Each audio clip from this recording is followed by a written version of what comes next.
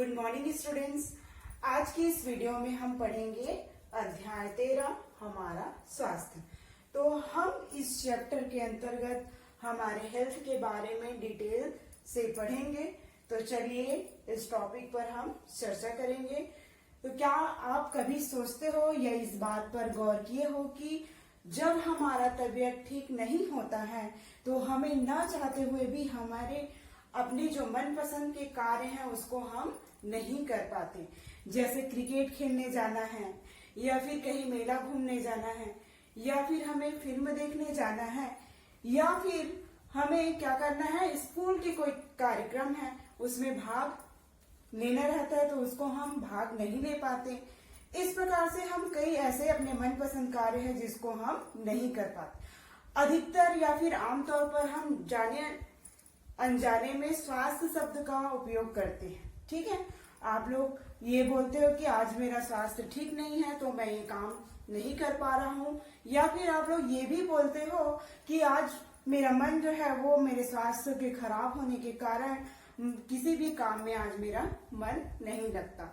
ऐसा आप लोग जनरली कभी कभी अब डिस्कस करते होंगे। ठीक है, तो आइए हम जानते हैं कि स्वास्थ्य का मतलब क्या होता है। तो आप देख रहे हो यहाँ पर स्वास्थ्य का अभिप्राय। तो यहाँ पर मैं बताना चाहूंगी कि स्वास्थ्य का अर्थ हम क्या महसूस, जब अच्छा महसूस करते हैं तो हम क्या कहते हैं कि हम स्वस्थ हैं। क्या करते हैं मतलब जब हम कोई भी कार्य को, यानी कि हमारे जो दैनिक जीवन के यानी रोजमर्रा के जो कार्य हैं उसको हम कुशलता पूर्वक यानी अच्छे से करते हैं तो हम क्या करते हैं कि हम स्वस्थ हैं, ऐसे कहते हैं, या फिर अच्छा महसूस करते हैं। तो कहने का मतलब ये है अर्थात कि स्वास्थ्य का मतलब हम शारीरिक, मानसिक और कौशल युक्त कार्य को दक्षता पूर्वक और क्या है, कुशलता पूर्वक अपनी क्षमता के अनुसार कर पाते हैं तो वो क्या कहलाता है कि स्वास्थ्य कहलाता है। एक बार और बता दूं कि जब हम किसी भी कार्य को अपनी शारीरिक, मानसिक रूप से अपनी शक्ति के अनुसार, अपनी क्षमता के अनुसार अच्छे तरीके से कर पाते हैं तो वो क्या कहलाता है, स्वास्थ्य कहलाता है। अब आगे देखते हैं स्वास्थ्य, अस्वस्थता और रोग। तो स्वास्थ्य के बारे में जस्ट अभी आप लोग को मैं बता चुकी हूँ कि स्वास्थ्य का मतलब क्या होता है। अब अस्वस्थता और रोग क्या है इसके बारे में तो यहाँ पर देखेंगे कि अलग अलग व्यक्तियों के लिए स्वास्थ्य का मतलब यानी स्वस्थ रहने का मतलब क्या होता है, अलग अलग होता है। यहाँ पर मैं कुछ उदाहरण देना चाहूंगी कि यहाँ पर मैंने कहा था कि तीन ऐसे व्यक्तियों के उदाहरण दूंगी जिसके लिए क्या है, अलग अलग अर्थ है उनके अपने स्वस्थ रहने का। तो सबसे पहले उदाहरण लेना चाहूंगी मैं एक नर्तक यानी नृत्य करने वाले का। तो उसके लिए स्वस्थ रहने का अर्थ ये है कि वो अपने नृत्य को अच्छे तरीके से प्रस्तुत करे। तो उसका अर्थ ये निकालते हैं कि वो स्वस्थ है तो अच्छे तरीके से वो नृत्य कर पा रही है। दूसरा एग्जाम्पल लेना चाहूंगी मैं एक बांसुरी वादक की। तो बांसुरी वादक है वो क्या कर सकता है, अपने बांसुरी के स्वर को नियंत्रित कर सकता है, यानी उनके स्वरों को लंबा सांस में ले सकता है। तो इस प्रकार एक बांसुरी वादक के लिए बांसुरी के जो धुन है उसको नियंत्रित करना उसके लिए स्वस्थ का है मतलब। और तीसरा उदाहरण लेना चाहूंगी एक खिलाड़ी का। मतलब एक खिलाड़ी किसी भी परिस्थितियों में क्या है, अपने खेल को अच्छे तरीके से खेलना चाहता है, यानी किसी भी परिस्थिति में वो अपने खेल को अच्छे से प्रदर्शन करना चाहता है तो उसका मतलब स्वस्थ रहने का ये हो गया। ठीक है, इसी प्रकार अलग अलग व्यक्तियों का स्वस्थ रहने का मतलब अलग अलग अर्थ है। मैंने यहाँ पर आप लोग को बताया है एक नर्तक के लिए स्वस्थ का मतलब, स्वस्थ रहने का मतलब है कि वो अपना नृत्य अच्छे से प्रदर्शन कर सके किसी भी परिस्थिति में। एक बांसुरी वादक के लिए स्वस्थ रहने का मतलब है कि वो अपनी बांसुरी के स्वर पर नियंत्रित कर सके, यानी उनके स्वरों को अपने सांस में लंबा ले सके। तीसरा जो उदाहरण है एक खिलाड़ी का जो किसी भी परिस्थिति में अपने आप को मतलब अपने खेल को अच्छा से प्रदर्शन कर सके। इस प्रकार से इन तीनों का स्वस्थ रहने का अलग अलग अर्थ है। ठीक है, अब आगे देखते हैं हम कि कई बार ऐसा होता है कि हम बिना किसी रोग के, मतलब हमें कोई भी रोग नहीं होता, फिर भी हम क्या कह सकते हैं कि इसे कोई रोग है। जैसे उपर्युक्त उदाहरण में आप लोगों ने, उपर्युक्त बोल रही हूँ, अभी अभी मैंने जो एग्जाम्पल दिया है उसमें सबके अलग अलग तरीके हैं। एक बांसुरी वादक के लिए, एक कला नर्तक के लिए यानी नृत्य करने वाले के लिए, और एक खिलाड़ी के लिए। तो इन उदाहरणों के द्वारा हम समझ सकते हैं कि स्वस्थ रहने का अर्थ क्या है। ठीक है, तो जब ये जैसे कि खिलाड़ी है वो अपने खेल का प्रदर्शन अच्छे से नहीं कर पा रहा है तो हम कभी कभी कह देते हैं कि ये अस्वस्थ है। या एक नृत्य करने वाला जो है, नर्तक है, वो अपने नृत्य की प्रस्तुति अच्छे से नहीं दे पाते तो हम ये कह सकते हैं या कहते हैं कि आज इनका स्वास्थ्य ठीक नहीं है, इसलिए उतना अच्छा परफॉर्म नहीं कर पाए। इस तरीके से हम कह सकते हैं कि स्वस्थ रहने का अर्थ क्या होता है। ठीक है, और अस्वस्थ का मतलब क्या है। आगे देखिए कि अब बात आती है रोग। तो रोग किसे कहते हैं। स्वास्थ्य के बारे में हो गया, हम लोग ने पढ़ लिया। अस्वस्थता का मतलब क्या हो गया, अलग अलग व्यक्तियों के लिए मतलब स्वस्थ होने का कारण भी अलग अलग है। इन सभी के बारे में पढ़ लिया। अब आगे देखेंगे कि हम रोग, तो रोग किसे कहते हैं। तो अब देखते हैं रोग किसे कहते हैं। तो अंग्रेजी में रोग शब्द को डिसीज कहते हैं। ठीक है, रोग को हम क्या कहते हैं, डिसीज। ये दो शब्दों से मिलकर बना है, डिस प्लस इस। तो डिस का अर्थ क्या होता है, बाधा या बाधित होना। इस का मतलब क्या होता है, आराम करना। तो इस प्रकार से डिसीज का अर्थ देख रहे हो कि रोग जो है दो शब्दों से रोग को अंग्रेजी में डिसीज कहते हैं। ये दो शब्दों से मिलकर बना है, डिस और इस। ठीक है, तो डिस का मतलब होता है बाधा या बाधित होना और इस का मतलब होता है आराम। तो हम ये कैसे रोग के बारे में पढ़ रहे हैं इसमें। तो रोग का मतलब क्या है, जब हमें शारीरिक असुविधा महसूस हो। इसका दूसरा अर्थ हम ये भी कह सकते हैं रोग का कि हमें शारीरिक असुविधा महसूस होती है या अनुभव होती है। तो हम क्या करते हैं, मान लो जाए हम डेली के या दैनिक जीवन के जो कार्य हैं उसको अच्छे तरीके से नहीं कर पा रहे हैं, या हमारी बॉडी में कुछ वीकनेस है या कुछ कारण है जिसके कारण हम शारीरिक रूप में असुविधा महसूस कर रहे हैं, अगर थकान महसूस कर रहे हैं और कुछ भी चीजें महसूस करते हैं यानी असुविधा महसूस करते हैं, तो हम थोड़ा अनुभव करने लग जाते हैं कि हमें कुछ ना कुछ हुआ है या कुछ रोग है। तो रोग के बारे में तब पता चलता है, मान लो जाए किसी को क्या है, बार बार दस्त हो रहा है, तो हम ये कह सकते हैं कि वो व्यक्ति किसी रोग से ग्रसित है। तो ये बीमारी ये बीमारी क्या चीज हो गई, उसको डायरिया की बीमारी है ऐसा कहेंगे। या किसी को बार बार उल्टियां हो रही है तो हम ये बोल सकते हैं कि ये भी कोई रोग से ग्रसित है। किसी को बार बार खांसी आ रही है तो वो भी हम उसको देखकर अनुमान लगा सकते हैं, अनुभव कर सकते हैं कि उसको बार बार खांसी आ रही है, मतलब उससे खांसी है। इस प्रकार से हम क्या कर सकते हैं, रोग का भी हमें पता चल जाता है हमारे शारीरिक असुविधा के कारण भी। ठीक है, अगला देखोगे स्वास्थ्य को प्रभावित करने वाले कारक। ठीक है, स्वास्थ्य को प्रभावित करने वाले ऐसे बहुत से कारक हैं, ये पर्यावरणीय कारण भी हो सकते हैं।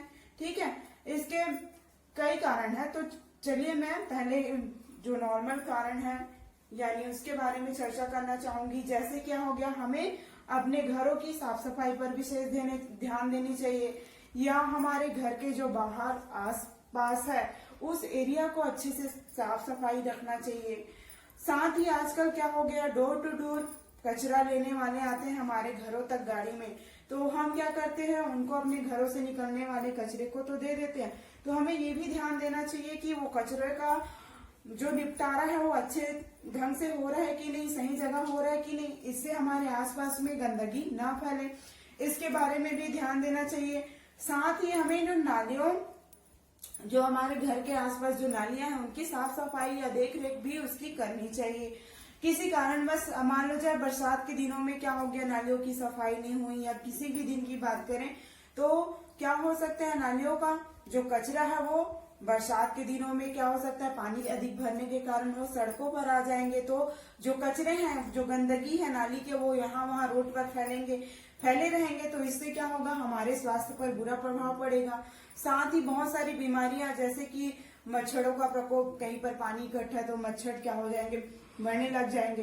तो इससे क्या हो सकता है, हमें मलेरिया रोग भी हो सकता है। मच्छर के काटने से आप लोग जानते हो मलेरिया रोग होता है। तो इस प्रकार से हमें अपने घरों की साफ सफाई, आसपास या मोहल्ले या कॉलोनी की सफाई पर भी विशेष ध्यान देना चाहिए। क्योंकि ये भी हमारे स्वास्थ्य पर बुरा प्रभाव डालते हैं। इसके अलावा हवा में वायु में जल से यानी दूषित जल पीने से भी हमारा स्वास्थ्य खराब होता है।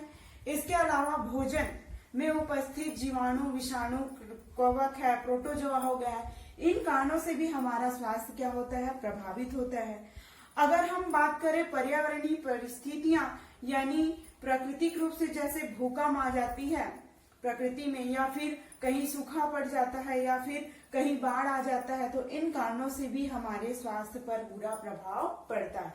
तो ये सभी कारण क्या है, हमारे स्वास्थ्य को प्रभावित करने वाले कारक है। आगे का अगला जो हमारा टॉपिक है वो क्या है, रोगों की अभिव्यक्ति लक्षणों के आधार पर। नाम से ही आप लोग समझ रहे हो कि रोगों की अभिव्यक्ति लक्षणों के आधार पर, यानी रोगों का कैसे पता चलता है, उसके लक्षण के आधार पर।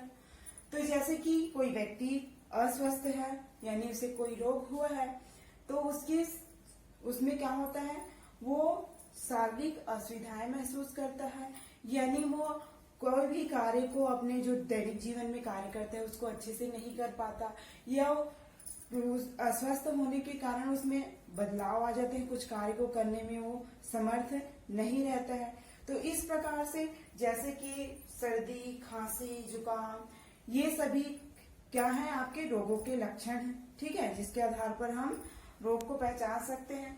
जैसे क्या हो गया, घाव से पस निकलना, सर्दी, किसी को बार बार दस्त हो रहा है, तो हम इसके द्वारा रोग हुआ है ये तो जान सकते हैं, लेकिन इसके द्वारा ये पता नहीं लगा सकते कि कौन सा रोग हमें हुआ है। इसके लिए हमें क्या करना पड़ेगा, चिकित्सा आप लोग जाते हो डॉक्टर के पास, तो क्या करते हैं, डॉक्टर सबसे पहले आपको क्या हुआ है, क्या प्रॉब्लम है करके क्वेश्चन पूछते हैं। उसके बाद अगर खांसी आ रही है तो कब से खांसी आ रही है, कितने दिन हो गए, कफ साथ में खांसी के साथ कफ आ रहा है कि नहीं, या फिर और बहुत सारी ऐसी चीजें होती है जिनके बारे में डॉक्टर पहले पूछता है। तो उसके थ्रू वो क्या करता है, उसके अलावा भी कुछ जांचें लिखती हैं, जिसके बाद उन लोग जांच करते हैं, जैसे हमारा ब्लड टेस्ट हो गया और कुछ भी चीजें हो गई, उसके आधार पर फिर वो आगे अपना ट्रीटमेंट चालू करते हैं। तो लक्षण के आधार पर ही वो ट्रीटमेंट करना चालू नहीं करते, कई ऐसी चीजें होती है जिनका जांच जरूरी रहता है। आगे इस टॉपिक में पढ़ेंगे कि रोग का पुष्टिकरण, जो अभी मैं बता रही थी ना, जांच कैसे करते हैं हम लोग, उसके बाद आगे का अपना ट्रीटमेंट चालू करते हैं, वो इस टॉपिक के अंदर हम लोग पढ़ेंगे। जैसे कोई व्यक्ति अस्वस्थ है या उसकी तबीयत ठीक नहीं है, तो हम क्या करते हैं, उसमें किसी भी प्रकार के रोग के लक्षण देखते हैं तो क्या कर लेते हैं कि इसे कोई ना कोई बीमारी है। लेकिन उदाहरण के रूप में यहाँ लेना चाहूंगी कि अगर किसी व्यक्ति को उसके शरीर में कमजोरी है या फिर उसके हाथ पैर में दर्द है, तो हम उसको देखकर ये नहीं कह सकते कि इसे कौन सा रोग हुआ है या कौन सी बीमारी है। इसके लिए हमें क्या करना पड़ेगा, पहले उसके कुछ जांचें करवानी पड़ेगी, जैसे ब्लड टेस्ट हो गया, और भी है जैसे ब्लड टेस्ट हो गया, और क्या है, मलमूत्र का टेस्ट हो गया, यूरिन टेस्ट हो गया, ये सब चीजों का टेस्ट होगा। उसके बाद ही पता चलता है कि एक्चुअल में उस व्यक्ति को हुआ क्या है, मतलब कौन सा रोग हुआ है। तो ये किसके द्वारा संभव हो जाता है, रोग का पुष्टिकरण किसके द्वारा होता है, जांच के द्वारा भी हम क्या रोग हुआ है उस व्यक्ति को, इसको हम समझ सकते हैं। अब अगला जो टॉपिक है वो क्या है, एक रोग के बहुत सारे लक्षण। ठीक है, यहाँ पर क्या बात हो रही है, एक रोग के बहुत सारे लक्षण। एग्जाम्पल के रूप में लेना चाहूंगी 6 रोग, यानी टीबी। तो टीबी रोग के बहुत सारे लक्षण होते हैं, उसमें सर्दी भी होती है, खांसी भी होते हैं, शरीर का वजन भी कम होता है, साथ ही फीवर भी आता है यानी बुखार भी आता है। और क्या होते हैं, ये सारे सभी लक्षण किसके हैं, एक ही रोग के, यानी टीबी के ही इतने सारे लक्षण हैं, जैसे सांस फूलना, अभी बताई थी कि सर्दी होना, खांसी आना, शरीर का वजन घटना, या फिर सांस में तकलीफ होना, सांस लेने में, बुखार आना, ये सब किसके लक्षण हैं, टीबी के ही लक्षण है। तो आप लोग देख रहे हो कि एक रोग के इतने सारे लक्षण हैं। तो ये क्या हो गया, एक रोग के बहुत सारे लक्षण, यानी टीबी रोग के इतने सारे लक्षण। अब नीचे वाले पॉइंट में आ जाओ कि एक लक्षण बहुत सारे रोगों में, दोनों में डिफरेंट समझ में आ रहा है आप लोग को। एक रोग के बहुत सारे लक्षण, यानी जो टीबी रोग है उसके बहुत सारे लक्षण जिसको मैं अभी बताई हूँ वो है, और नीचे क्या कह रहे हैं कि बहुत सारे रोगों के एक समान भी लक्षण हो सकते हैं।